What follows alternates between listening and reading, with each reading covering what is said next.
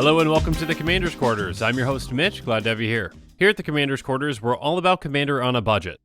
I recently decided that the Commander's 2 Cents series had to be broken up. That series is specifically going to focus on giving my 2 cents about news and the format in general. This new series is going to focus more so on the aspects of the Commander format. An example would be the Commander deck archetype episodes. On the community tab, there are many of you that submitted some great suggestions for the name of this series. So thank you all for working to help me out, and a special thanks to the Great Sylvan for coming up with this awesome name. Today we're going to take a withdrawal from the Knowledge Bank. On episodes like these, I take you through a specific aspect of the Commander format.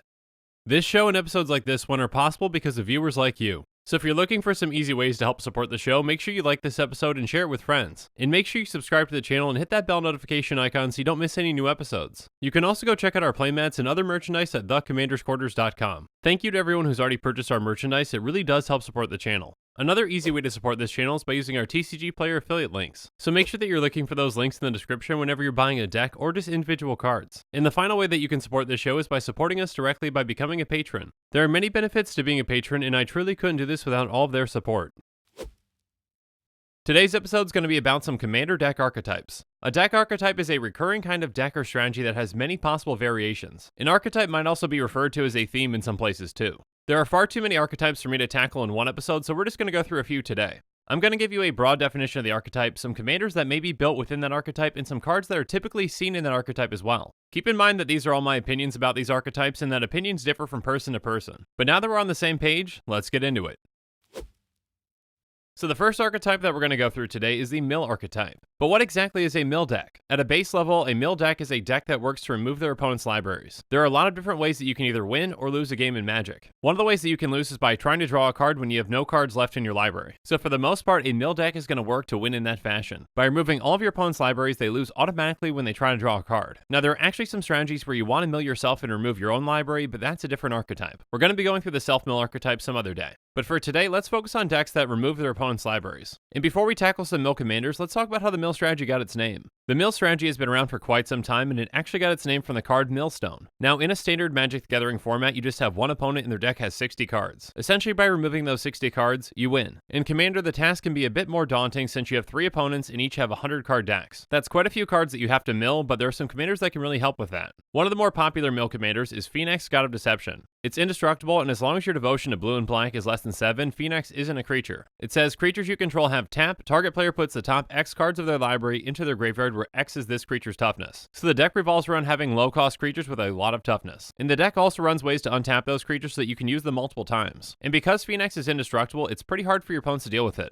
And then there's Una, Queen of the Fae. She has pay X and Dimir, choose a color. Target opponent exiles the top X cards of their library. For each card of the chosen color exiled this way, put a 1/1 blue and black fairy rogue creature token with flying onto the battlefield. Now, Una can win in multiple ways. You can win with the tokens that you create, or you can mill your opponents out. Some of the stronger versions of the deck, though, revolve around generating infinite mana. If you can do that, you can essentially just mill your opponents out on the spot with your commander. And finally, there's the Zav Dimir Mastermind, which goes about milling in a different way. It has hexproof, and whenever a creature is put into an opponent's graveyard from anywhere, you may have Lazav Dimir Mastermind become a copy of that card, except its name is still Lazav Dimir Mastermind, it's legendary in addition to its other types, and it gains hexproof in this ability. So essentially, when you're milling your opponent's creatures, you can turn Lazav into the best one of them. Again, the way that you win with a mill strategy can differ from commander to commander, but there are certain cards that you're probably going to see in these kinds of decks. A card like Traumatize can mill a ton of cards at once. It says target player puts the top half of their library rounded down into their graveyard. Other cards like Consuming Aberration can mill your opponents over time. It says whenever you cast a spell, each opponent reveals cards from the top of their library until they reveal a land card, then put those cards into their graveyard. This card works especially well in a Phoenix deck because it also grows based on the number of cards in your opponent's graveyards. And then cards like Fraying Sanity provide you a ton of extra value throughout a game. It essentially doubles up the amount that one person is milled each turn. Now, mill decks can be found in a variety of colors, but as you saw with the commanders and the cards that we went through, the vast majority are blue and black. These colors just have a great amount of cards that help you remove your opponent's libraries.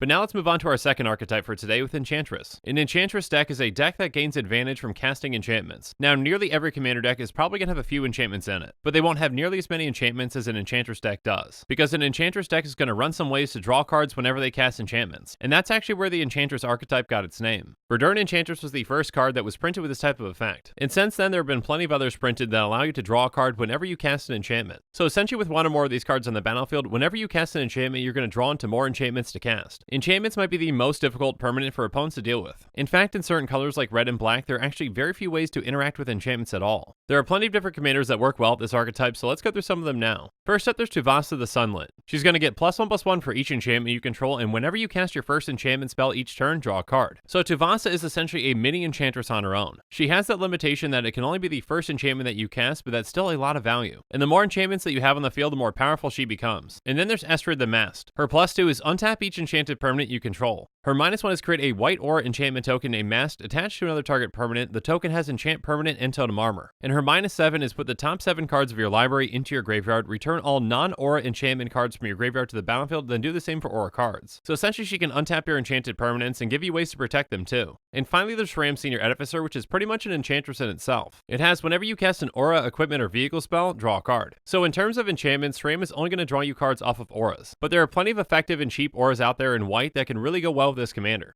Enchantress decks go about winning in a variety of ways depending on the commander. But let's go through some cards that you might see in those decks. The first type of card that you're going to see are enchantresses, and Argothian Enchantress is a great one. It says whenever you cast an enchantment spell, draw a card, and on top of that it has Shroud, so it provides you value while protecting itself. Speaking of protection, there's Sphere of Safety. It says creatures can attack you or a planeswalker you control unless their controller pays X for each of those creatures, where X is the number of enchantments you control. Again, for the most part, these decks are looking to put a critical mass of enchantments into play. So at a certain point, your opponents basically won't be able to attack you at all. And you can also run other cards that benefit you when you cast enchantments in other ways. Sigil of the Empty Throne says whenever you cast an enchantment spell, create a 4/4 white angel creature token with flying. It only takes a few enchantments cast for this to get really out of hand. Now, as you saw before, there were a few banned commanders, but typically you'll see enchantress decks in white and green. That's because the actual enchantress cards are in white and green. So if there is a third color, it's typically a splash. And now that we've tackled the Enchantress archetype, it's time to move on to Chaos. So what exactly is the Chaos archetype? A Chaos deck is a deck that plays cards that incite randomness. This is another one of those heavily debated archetypes. Many people out there don't like playing against Chaos decks because of that randomness. Certain Chaos decks out there aren't built with a specific win condition. With those types of decks, essentially the winner of the game is chosen by that randomness. And many people out there don't like their fate determined by a dice roll or a coin flip. On top of that, the randomness can make a game take a long time. Because of the randomness, some of the Chaos spells can essentially reset the game. Now, there are plenty of Chaos decks out there that actually have win conditions. Just know that this archetype has a bad reputation with some people in the community. But with that being said, let's go through some commanders that you might see for a Chaos deck. First up, we've got Norn the Wary. It says whenever a player plays a spell or a creature attacks, remove Norn the Wary from the game. Return it to play under its owner's control at end of turn. So essentially, in a Norn deck, no matter how many permanents get swapped, you're always going to be able to get it back. Next up, there's Doria the Gitu. She has pay 2, exile a non-land card from your hand, put 4 time counters on the exiled card. If it doesn't have suspend, it gains suspend. So essentially, these kinds of decks allow you to cheat big spells and allow you to play with when they come out. And then there's Okon and Zndrsplt.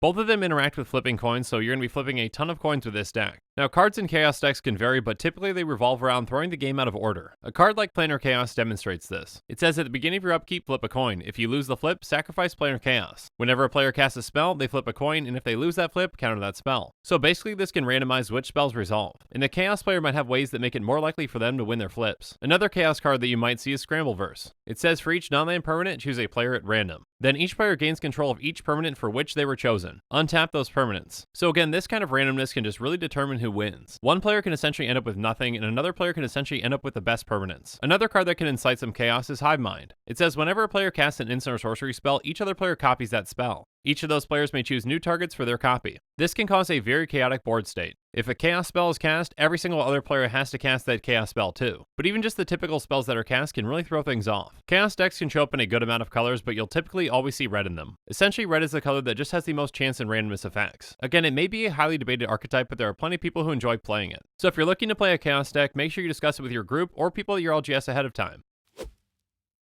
And now that we've gone over Chaos, let's tackle what the Super Friends archetype is. A Super Friends deck is a deck that's centered around playing Planeswalkers. Just having one Planeswalker on the battlefield can be problematic for opponents, so having multiple can be pretty overwhelming. Typically, Super Friends decks are looking to get a ton of Planeswalkers out and protect them. The more Planeswalkers you have out, the more value you get from their abilities. So one way to win with these types of decks is through value. Another way to win is through combos centered around certain Planeswalkers. Typically, at the head of a Super Friends deck, you'll see a commander with more colors. Atraxa is a fantastic 4-colored Super Friends commander. She has at the beginning of your end step, Proliferate. So throughout the game, she can give your Planeswalkers a ton of extra loyalty counters. In terms of 5-color commanders, you might see something like Ramos or Nib Mizzet. Ramos says whenever you cast a spell, put a +1/+1 counter on Ramos Dragon Engine for each of that spell's colors. By removing 5 of those counters from Ramos, you can add white, white, blue, blue, black, black, red, red, green, green to your mana pool. But you can only activate this ability once each turn. So a deck like this will probably focus on multicolor Planeswalkers. Essentially, the more of those you cast, the more free mana you get. And Niv Mizzet specifically focuses on 2-color planeswalkers. It has, when it enters the battlefield, reveal the top 10 cards of your library. For each color pair, choose a card that's exactly those cards from among them. Put the chosen cards into your hand and the rest on the bottom of your library in a random order. Niv can be a value engine that can dig for some of your best planeswalkers. But what kind of cards might you see in a typical Super Friends deck? Well, first up, you're going to see plenty of planeswalkers like Tamiyo Field Researcher. What planeswalkers are chosen are going to vary from deck to deck. You're also going to see cards that interact with planeswalkers like Oath of Teferi. It allows you to activate loyalty abilities twice each turn instead of once. And you may also see a card like Doubling Season. Essentially, it's going to double the amount of loyalty counters that each of your planeswalkers come in with. This is extremely powerful, and it will even let you ultimate with certain planeswalkers right away.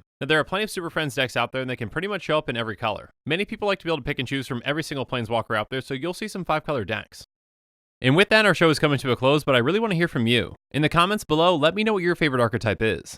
And make sure that you're following us on social media for more updates and sneak peeks on future episodes. Links to our social media accounts can be found in the description.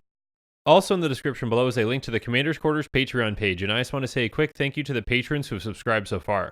There are many benefits to being a patron for the Commander's Quarters, including being able to vote on future Commanders for deck techs. There's even a general level tier where you get your own personalized deck tech dedicated to you. I truly couldn't do this without all of your support, so from the bottom of my heart, thank you. If you haven't already, make sure that you like and subscribe to the channel. Here at the Commander's Quarters, we're all about budget Commander. So while you're at it, go ahead and check out some of our other types of episodes. And with that, I'm out of here. Thanks again, and have a good one.